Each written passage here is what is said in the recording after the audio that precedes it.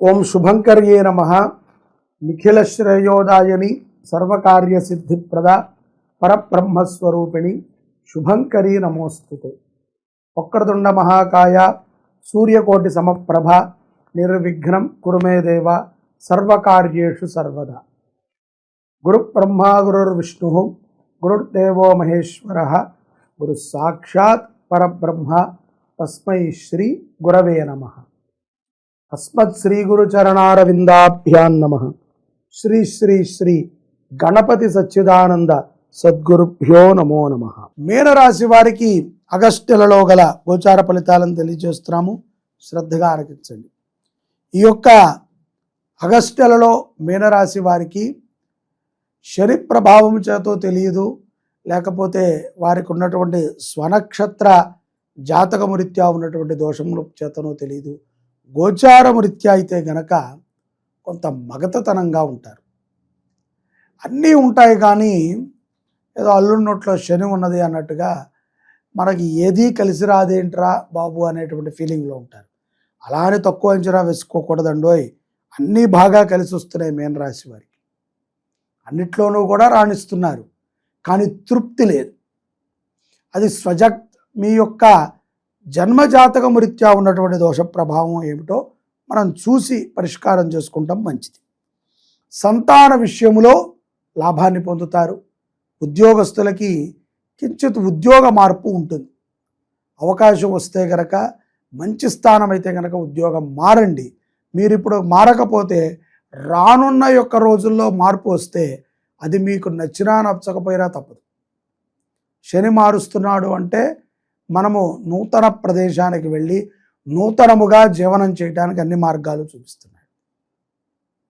అలాగే ఈ యొక్క విదేశాలలో ఉన్నటువంటి మీనరాశి జాతకులకి వ్యాపారము పైన దృష్టి బాగా సాగుతుంది. ఏదో ఒక చిన్నపాటి టీ కొట్టైనా పెట్టాలి, కిరాణా కొట్టైనా పెట్టాలి అని కొంతమంది పెద్ద పెద్ద వ్యాపారాలు కోట్లల్లో ఆలోచిస్తారు. ఏది ఎలా జరిగినప్పటికీ కూడా ఫికిల్డ్ మైండ్తో మాత్రం ఉండకండి. అటువంటి ప్రమాదములు చాలా ఉన్నాయి. మనకి మన చుట్టుపక్కల ఉన్నటువంటి వారే శత్రువులు. అలాగే తన కోపమే తన శత్రువు. వాళ్ళనేమీ అనలేక మిత్రుణ్ణి వీడు వచ్చి ఇంట్లో భార్య మీద గట్టిగా అరిచినా, పిల్లల మీద గట్టిగా అరిచినా ఇది చాతకానితనమే అవుతుంది తప్ప గొప్పతనం కాదు. ఎక్కడ ఏది ఎలా మనం నిర్ణయం తీసుకోవాలన్నా ఆలోచనతో తీసుకోవటం మంచిది. అప్పు చేయకండి, అప్పు ఇవ్వకండి. అప్పు ఇచ్చేటువంటి వాళ్ళకి తీసుకునేటువంటి వాళ్ళకి మధ్యలో ఉండకండి. తప్పదండి, మా వ్యాపారమే అదే అనుకుంటే ఇక అది మీ కర్మ కూడా అదే అనుకోవాలి.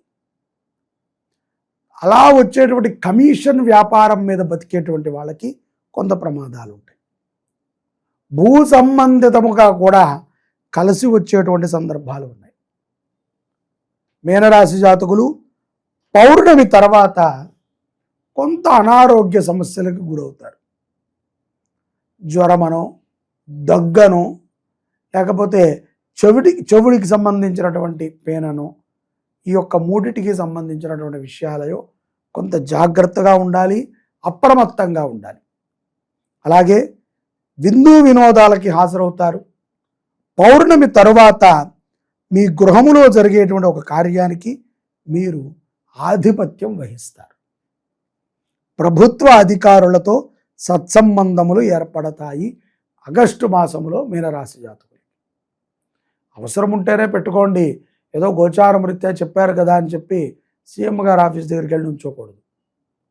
అవసరం ఉంటే, ప్రభుత్వంతో ఏదైనా మనకి పని ఉండి మనం చేయించాల్సి ఉంటే, మనమే చేయాల్సి ఉంటే అప్పుడు అవసరం అందరికీ ఉంటుందిలేండి. ప్రభుత్వంతో ఆ పనితో మనకి అవసరం ఉండి ఆ అధికారితో అవసరం ఉంటే మీరు ప్రయత్నిస్తే అది మీకు సులభముగా లభిస్తుంది. ఉద్యోగ ప్రమోషన్లో కూడా మంచి ఆనందాన్ని పొందుతారు మీనరాశి జాతకులు.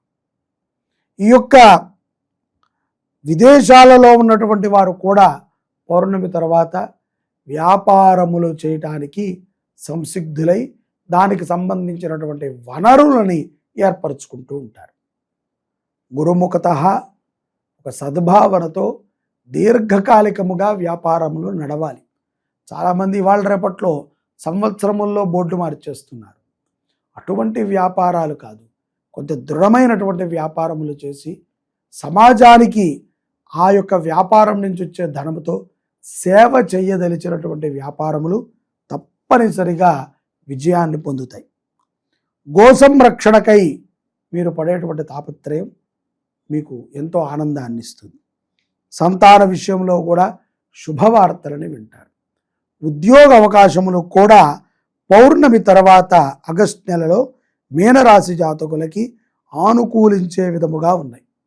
స్థిరాస్తులు వాటి యొక్క విలువలు పెరుగుతాయి, అది ఎంతో సంతోషాన్ని ఇస్తాయి. నూతన కొనుగోళ్ల పైన మార్గదర్శకాలను వెతుకుతూ ఉంటారు. భార్యాభర్తలు ఇరువురు కూడా చర్చించుకుని మంచి మంచి కార్యాలను చేస్తూ ఉంటారు. ఇంటి పురోహితుడిని ఒకసారి పిలిచి వారిని సత్కరించండి. ఈ శ్రావణ మాసంలో ఎంతో గొప్ప ఆశీర్వచనాన్ని మీరు పొందగలుగుతారు మీనరాశి వారు. అలాగే శివారాధన, శివదేవాలయముల యొక్క అభివృద్ధి ఎంతగానో మీ కుటుంబాన్ని, మీనరాశి కుటుంబాన్ని రక్షిస్తుంది.